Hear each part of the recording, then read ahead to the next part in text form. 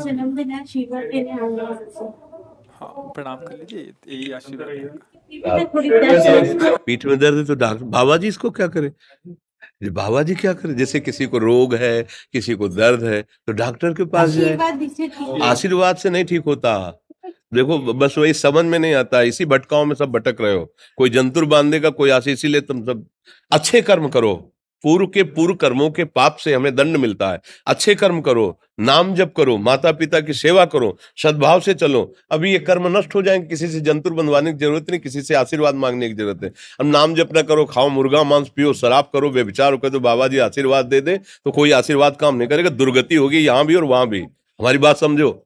अब जरूर बुरा लगता है, सत्य विषय बुरा लगता है, पर अगर बच्चा सावधान हो जाओगे तो सुखी हो जाओगे। कोई भी हो, हम किसी एक के लिए बात नहीं करते, सबके लिए करते हैं। सब भागते हैं इस बात में कि बाबा जी आशीर्वाद दे, रोग रहित हो जाओ। कभी नहीं होगा, कभी नहीं होगा। तुम्हारे आचरण ठीक होंगे तब तुम्हारा सब काम बनेगा। हाँ, अब देखो ना, खा रहे हैं जीवों को उबाल उबाल करके मांस, पी रहे हैं शराब, कर रहे हैं बेविचार। बुद्धि भ्रष्ट होगी और नष्ट होना पड़ेगा, क्योंकि आचरण गलत है। कोई आशीर्वाद किसी का काम नहीं करेगा।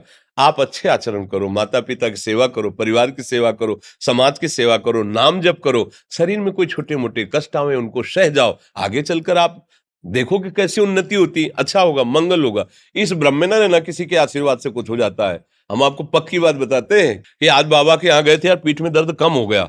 ये तुम्हारा पुण्य लग गया, पुण्य बन गया, तुम्हारा कर्म। तुम आए ना यहाँ, तो जो जो पाग आगे धरे कोटिन यज्ञ समान, साधु दर्शन के लिए भाव से आए तो तुम्हारा वो रोग नष्ट हो गया। तुम्हारे कर्म से नष्ट हुआ, तुम सत्कर्म किए ना, उससे कर नष्ट हुआ। बात समझो बच्चा, आप हमारे घर के हो सब। आशीर्वाद देने से हम कई बार कहा कि अगर तुम सुखी हो जाओ तो हम किसी से न मिले, चुपचाप अपने कमरे में बैठे केवल आशीर्वाद देते रहे सबको। लेकिन नहीं सुखी होगे। सुखी होगे तुम अपने कर्म से। को न काहू के सुख दुख कर दाता, और निज कृत कर्म भोग सुन भ्राता। हे भाई, अपने कर्म का भोग ही आपको भोगना पड़ेगा। कोई भी तुम्हारे कर्म को नहीं मिटा सकता, एकमात्र भगवान। एकमात्र भगवान, मेरी बात मान लेना। उनकी शरण में और नाम जप करो, सब ठीक हो जाएगा। तुम्हारे भजन से होगा, तुम्हारे अच्छे आचरण से होगा, तुम्हारी धार्मिक प्रवृत्तियों से होगा।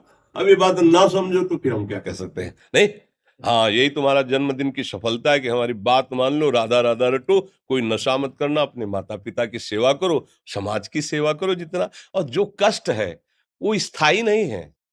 आज विपत्ति आई, कल खत्म हो जाएगी। अभी दिन है, फिर रात आ जाएगा, रात है तो दिन आ जाएगा। ये क्रम चलता रहता है, हमें निराश नहीं होना। सूरवीर योद्धा की तरह हमें जीना है यार, कायर की तरह नहीं जीना है। जी।